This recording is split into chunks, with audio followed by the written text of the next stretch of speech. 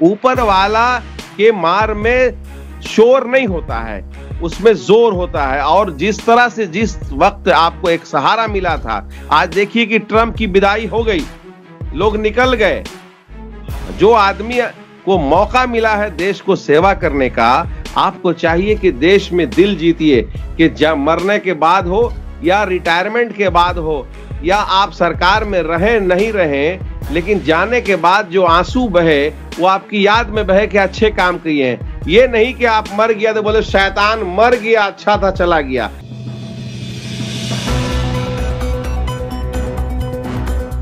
पल पल न्यूज़ से मैं हूं आपके साथ नदीम अकरम।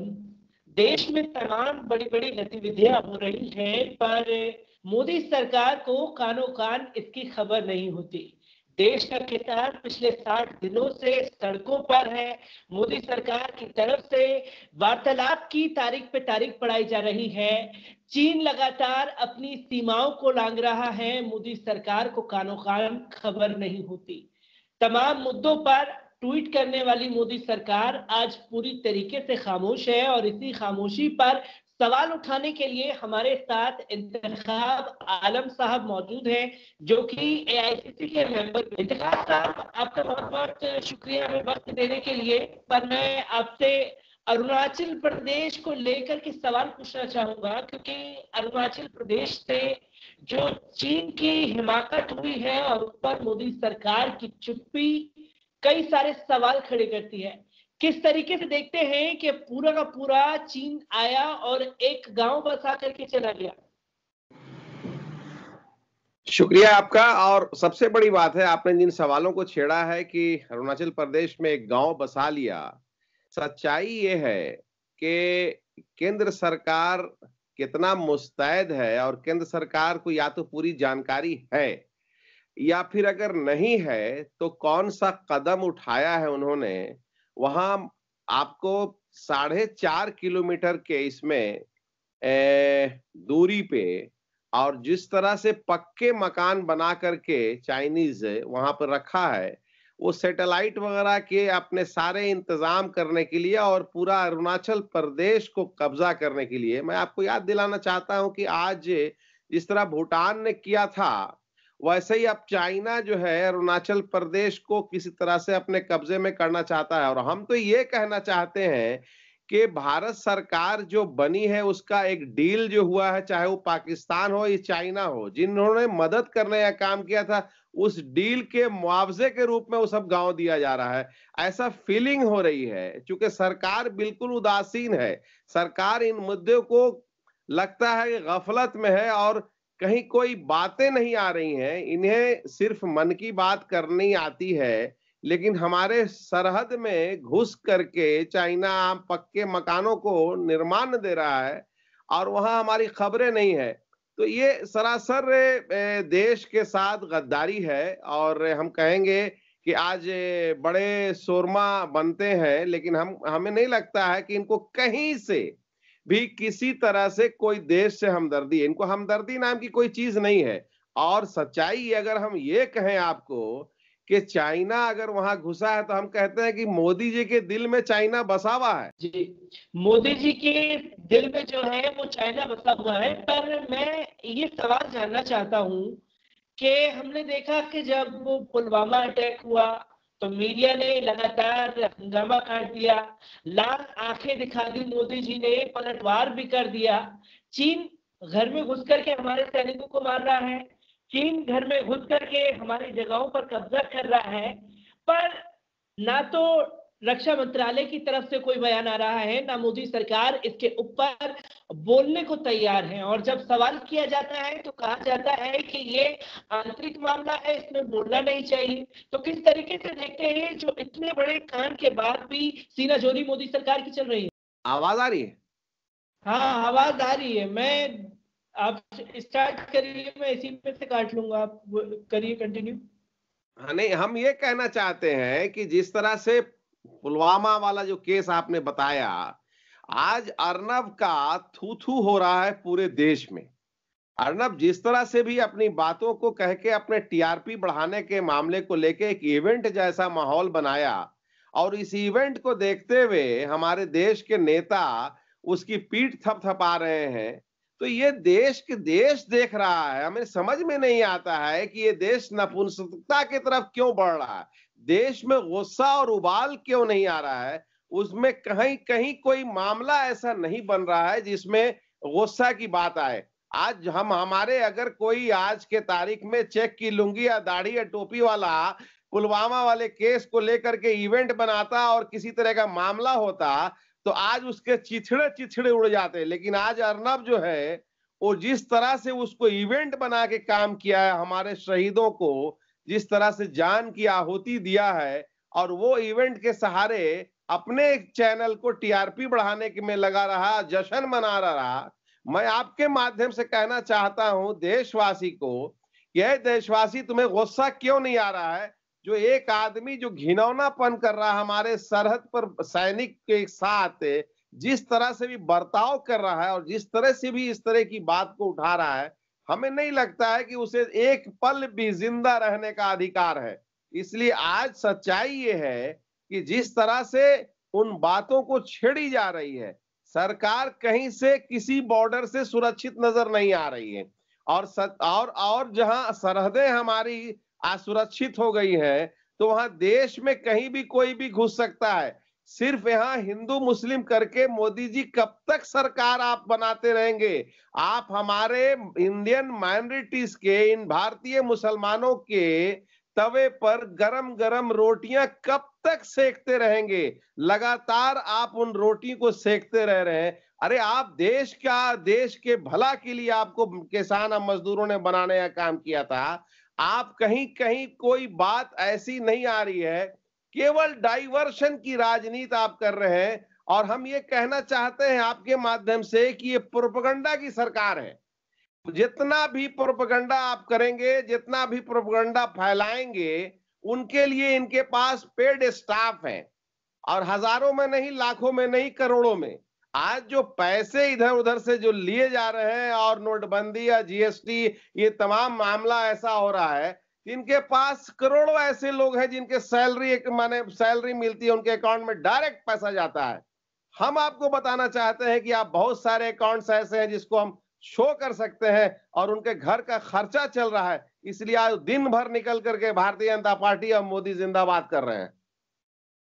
क्योंकि मोदी जी जिंदाबाद के नारे लग रहे हैं, पर जहां तक कि अर्नब के ऊपर आपने सवाल किया, मुझे ये याद आता है कि जब सरकार को पहले से इसकी जानकारी थी, यहां तक कि सरकार के बाद अर्नब गोस्वामी के पास वो जानकारी पहुंची होगी कि कुछ बड़ा होने वाला है, तब भी हमारे देश के 40 जवानों को बचाया क्यों नहीं गया? और जब बचाया नहीं गया, तो जो दिन रात चीखता चिल्लाता था अर्नब, मुसलमानों को कोसने का काम करता था, मुसलमानों को तो देशद्रोही, देश का गद्दार बताती है भारतीय जनता पार्टी और अर्नब जैसे पत्रकार।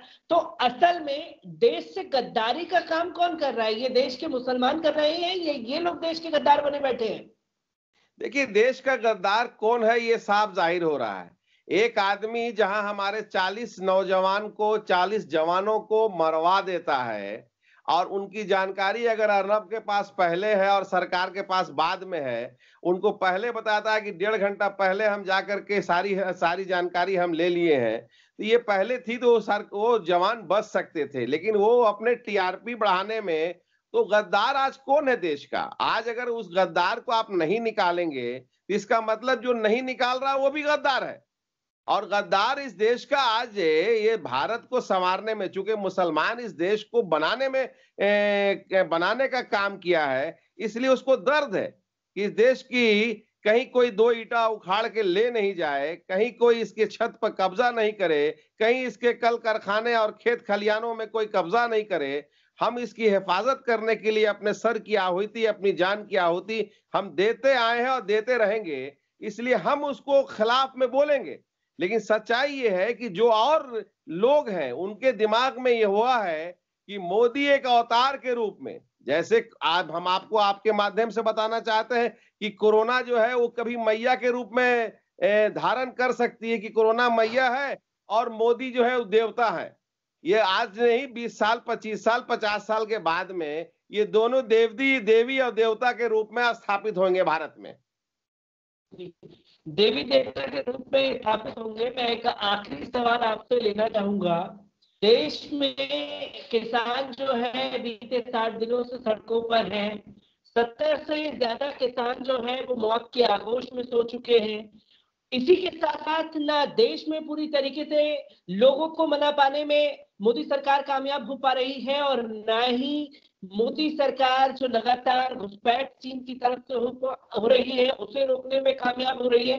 पर बोली के तीर जो है वो कभी पाकिस्तान तो कभी मुसलमानों को लेकर के चलते रहते हैं।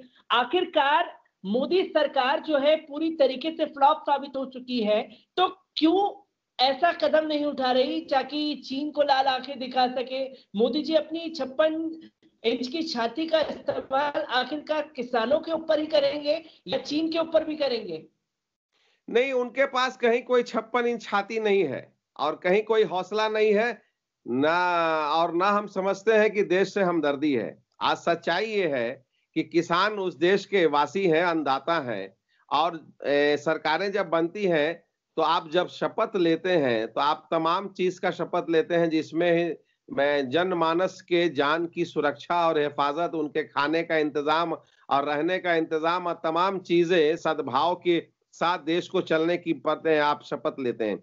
लेकिन आप देख बताएं, इनके पास कहीं कोई रहम नाम की चीज नहीं है, इनके पास कहीं कोई हमदर्दी नाम की चीज नहीं है, इनके पास कहीं कोई मोहब्बत नहीं है, इनके पास कहीं कोई अपनापन नहीं है। इनके पास कहीं आज भी जिस तरह से किसान ठंड में बेचारे मौत, आज भी ये मौत हुई है, आज भी एक किसान जहर खा के मरा है, लेकिन 3 किसानों की आज मौत हुई है। लेकिन इन पर कोई जू नहीं रेंग रहा है और ना रेंगेगा, क्योंकि इनको एक इवेंट मिल गया है भारत में कि मुसलमान को हम ठोकते रहेंगे और सरकार में हम कायम रहेंगे।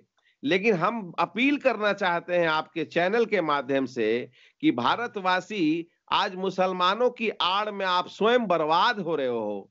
आप, सच्चाई है कि आज जितनी भी सड़कों पे गाड़ियां चल रही हैं, मोटरसाइकिल चल रही हैं, साइकिल चल रही हैं, आप बता सकते हैं तमाम कारखाने, फैक्ट्री बंद पड़ी है, और वो हमारे किसी मुसलमान की नहीं है, वो हमारे बरादरान वतन की है। और उनको एहसास हो रहा है, वो सिर्फ इसी में खुश हैं कि पैंट उतर गया है, शर्ट उतर गया है, चड्डी पर घूम रहे हैं। उनको सिर्फ इतना ही कहा जा रहा है कि मुसलमान को यही ठीक कर सकता है। अरे मुसलमान को क्या ठीक करेगा? मुसलमान की जो ताकत है, जो मुसलमान के हौसले हैं, जो मुसलमान जिस नस्बुलैन से चलते हैं, जिन किताब और इसको मानते हैं, उसको आप क्या ठीक करेंगे? वो ठीक होते होते आप ठीक हो जाइएगा। ऊपर वाला के मार में शोर नहीं होता है, उसमें जोर होता है। और जिस तरह से जिस वक्त आपको एक सहारा मिला था, आज देखिए कि ट्रंप की विदाई हो गई, लोग निकल गए। जो आदमी को मौका मिला है देश को सेवा करने का, आपको चाहिए कि देश में दिल जीतिए, कि जब मरने के बाद हो या रिटायरमेंट के बाद हो या आप सरकार में रहें नहीं रहें, लेकिन जाने के बाद जो आंसू बहे वो आपकी याद में बहे कि अच्छे काम किए हैं। ये नहीं कि आप मर गया तो बोले शैतान मर गया, अच्छा था चला गया। ऐसा ऐसे कहने के लिए, ऐसे सुनने के लिए आप जिंदा नहीं है। आपको अपार जन समर्थन मिला है मोदी जी। आप चाहे तो देश में बहुत सारा चीज कर सकते हैं, आप बदलाव ला सकते हैं, आपके साथ पूरा देश खड़ा है। लेकिन आप जिस तरह से पार्शियलिटी करके काम करके देश में एक घिनौनी राजनीति की जा रही है, मन और मत को बांट करके, आज ऐसा नहीं कीजिए। सारे बच्चे आपके हैं, पूरा देशवासी आपके साथ है। आप किसानों की जो मामले हैं उनको तुरंत इमीडिएट वापस लीजिए और वापस ले करके उनको अच्छे से गले लगा करके, चूंकि वो अन्नदाता है, आज अगर वो उपजाना बंद कर दें तो मुझे अनाज थाली में नहीं मिलेगी।